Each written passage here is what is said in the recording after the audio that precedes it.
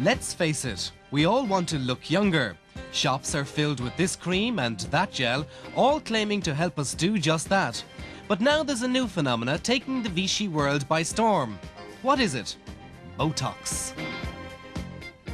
Botox, the name itself, is the chemical name of a pharmaceutical, botulism A toxin, which comes from a bacteria called Clostridium botulinum. And the toxin is really a neurotoxin, and what it does is it blocks nerve cells from conducting their signals into muscles, and as a consequence of that, it can paralyze them. Originally used as a drug to combat various muscular spasms, it has now become famous for one of its side effects, the temporary reduction of wrinkles. Comedian Joan Rivers has been an advocate of Botox, but you may well ask, has it done her any good? Cliff Richard went down the Botox road, but was left with the infamous droopy eye effect. Rumours are rife as to which celebrities are using Botox. Kylie Minogue appears to have avoided the natural ageing process and so looks as wrinkle-free now as she did a decade ago. But it's not just the rich and famous who are using the wrinkle-free treatment, as 38-year-old receptionist Barbara Allen tells us. I decided to have Botox because I'm a very lazy person when it comes to cosmetics. I don't have a regime, and I don't think I could discipline myself to have a regime. So the Botox is just, it's done, it's finished. I get up in the morning and I don't have to do anything with it. I had this area here in my forehead done, and I also had the area here on both sides of my eyes. My forehead had a lot of lines through it. A friend of mine told me that I looked like I could park 3 mountain bikes in it.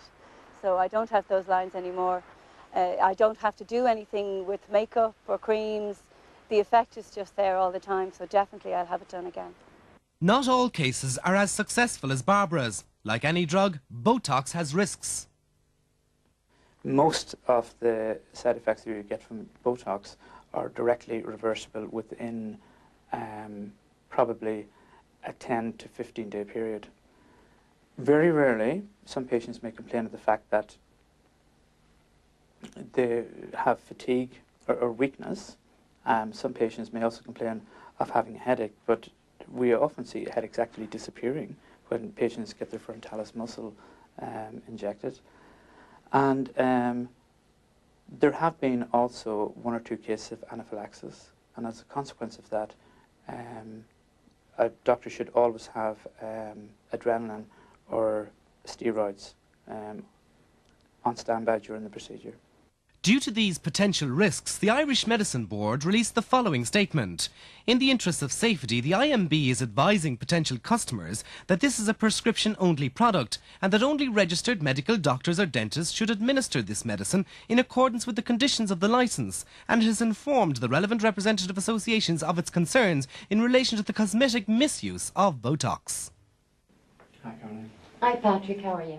Despite the minor risks, Botox procedures are on the rise in Ireland. Widespread media coverage and word of mouth have enticed 41-year-old Caroline Cleary to try Botox for the first time.